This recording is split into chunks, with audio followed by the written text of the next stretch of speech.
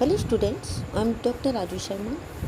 आज हम अध्ययन करेंगे भारत में ऊर्जा के गैर परंपरागत स्रोतों का। भारत में परंपरागत ऊर्जा के सीमित संसाधनों के कारण ऊर्जा के गैर परंपरागत स्रोतों पर बल दिया जा रहा है।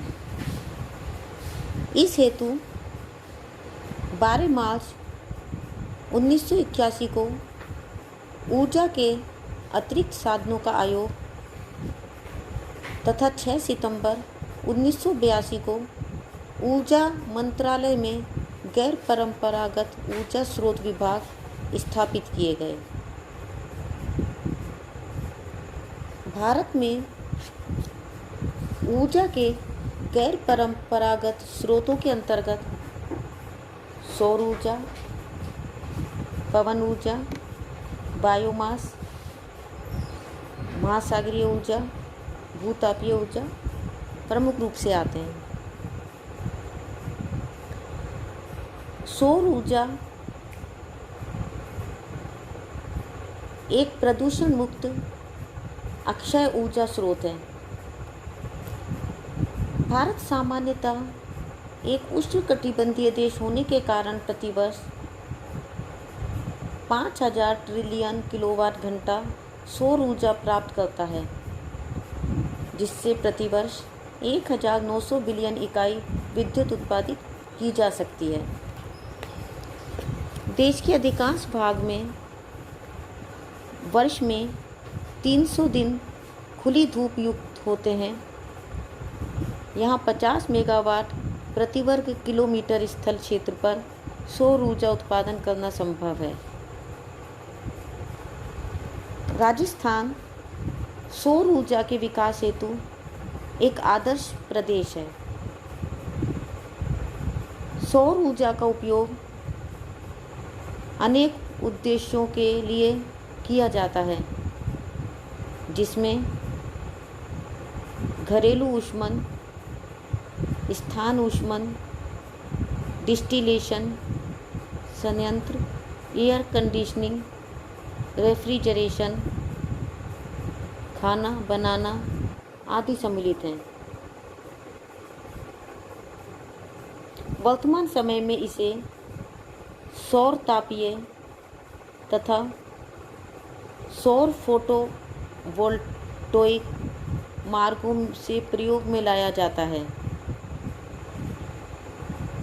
फोटोवोल्टोइक तकनीकी सूर्य के प्रकाश को विद्युत में बदल देती है। सौर तापीय प्रणाली में सौर ऊर्जा को संग्राहकों तथा रिसीवरों की सहायता से तापीय ऊर्जा में बदल दिया जाता है।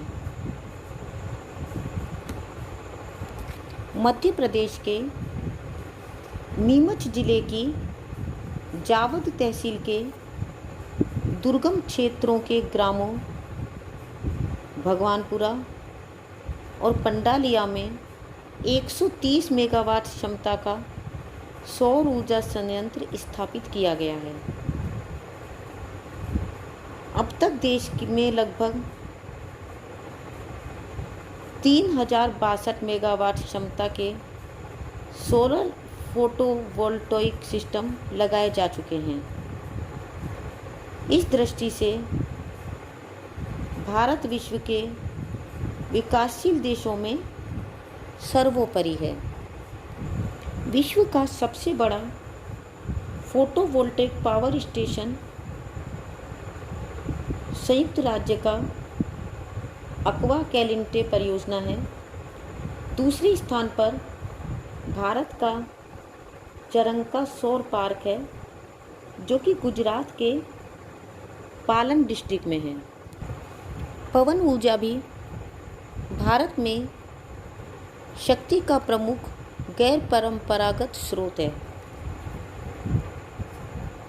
पवन ऊर्जा की स्थापित क्षमता की दृष्टि से भारत का विश्व में 5वां स्थान है। 2014 के अंत तक भारत की पवन ऊर्जा की स्थापित क्षमता 45,195 मेगावाट अनुमानित थी। तमिलनाडु, गुजरात, महाराष्ट्र, राजस्थान और कर्नाटक देश के शीर्ष पवन ऊर्जा उत्पादक राज्य हैं। एशिया का सबसे बड़ा पवन ऊर्जा केंद्र मांडवी, गुजरात में है। एशिया का सबसे बड़ा पवन फार्म समूह मुप्पंडल तमिलनाडु में है। राजस्थान में अमरसागर, जैसलमेर में, फलोदी, जोधपुर में और देवगढ़, चित्तौड़गढ़ में पवन ऊर्जा के संयंत्र स्थापित हैं। बायोमास ऊर्जा भी भारत में शक्ति का प्रमुख गैर परंपरागत स्रोत है। बायोमास ऊर्जा ग्रामीण ऊर्जा संकट को दूर करने में महत्वपूर्ण भूमिका निभा सकती है। यह ऊर्जा का एक स्वच्छ और सस्ता स्रोत है जो सफाई तथा स्वास्थ्य में सुधार सहित महिलाओं के कार्यों की नीरसता कम करता है तथा कृषि के लिए जैविक खाद तैयार करता है। इसे पशुओं के गोबर, मानव मल,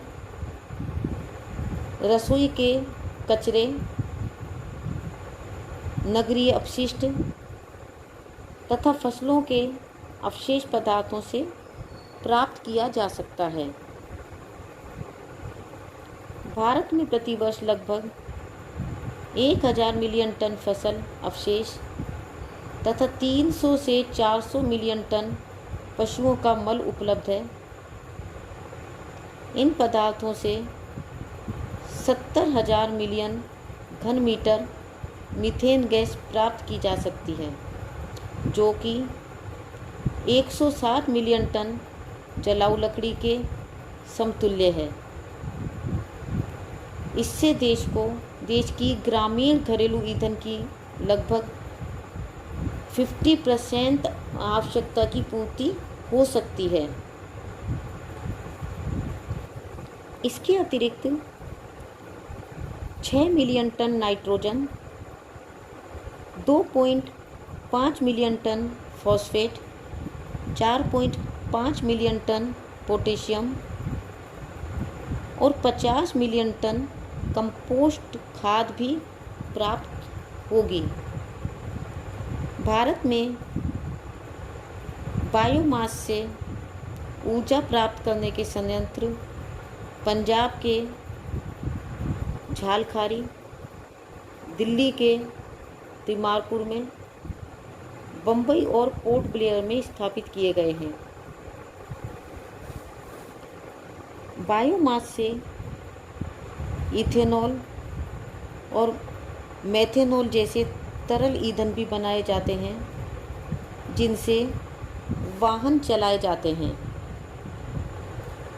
सौर ऊर्जा, पवन ऊर्जा और बायोमास ऊर्जा के अतिरिक्त महासागरीय ऊर्जा भी एक प्रमुख गैर परंपरागत ऊर्जा का स्रोत है।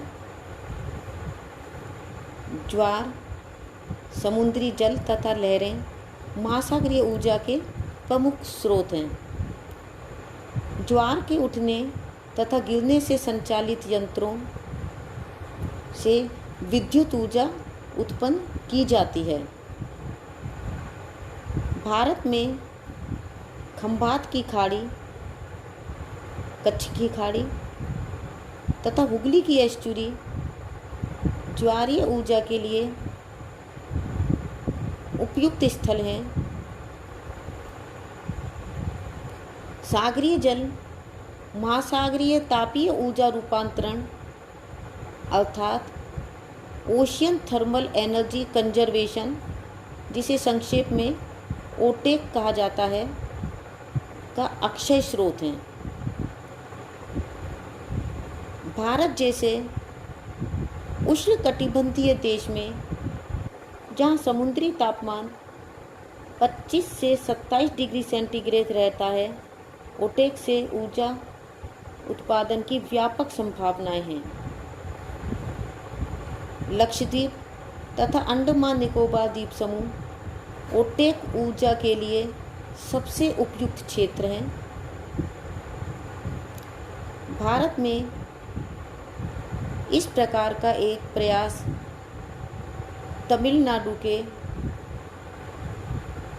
कुलशेखरपट्टनम में हो रहा है, जो संयुक्त राज्य द्वारा प्रस्तावित है। दूसरा लक्षद्वीप में प्रस्तावित है। समुद्री जल में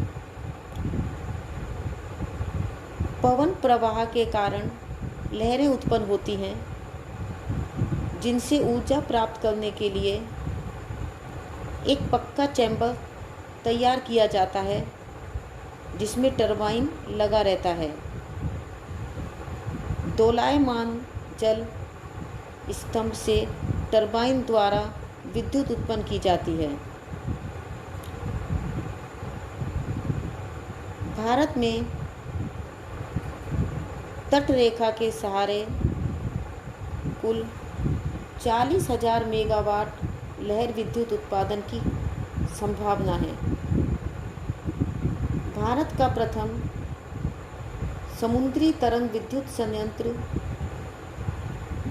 विजिगम में लगाया गया है। निकोबार द्वीप समूह में मूस पॉइंट में भी समुद्री तरंग ऊर्जा की अच्छी संभावनाएं हैं। इन सब के अतिरिक्त भूतापीय ऊर्जा भी शक्ति का एक गैर परंपरागत स्रोत है। ये एक प्रदूषण युक्त ऊर्जा संसाधन है। देश में लगभग 113 उष्ण जल स्रोत तथा 340 स्थान हैं, जहाँ से भूतापीय ऊर्जा प्राप्त की जा सकती है। जम्मू कश्मीर में पुग्गा घाटी, हिमाचल प्रदेश में मणिकर्ण, छत्तीसगढ़ में तातापानी आदि भूतापीय ऊर्जा के संभावित क्षेत्र हैं, किंतु उनका विकास अभी प्रयोगात्मक अवस्था में है। मणिकर्ण हिमाचल प्रदेश तथा खम्माम आंध्र प्रदेश में एक एक भूतापीय संयंत्र लगाया गया है। तो बच्चों, आज हमने विभिन्न प्रकार के भारत के ऊर्जा के गैर परंपरागत स्रोतों का अध्ययन किया। नेक्स्ट टाइम किसी दूसरे नए टॉपिक के साथ उपस्थित होंगे। तब तक के लिए a very happy learning and have a good day. Thank you.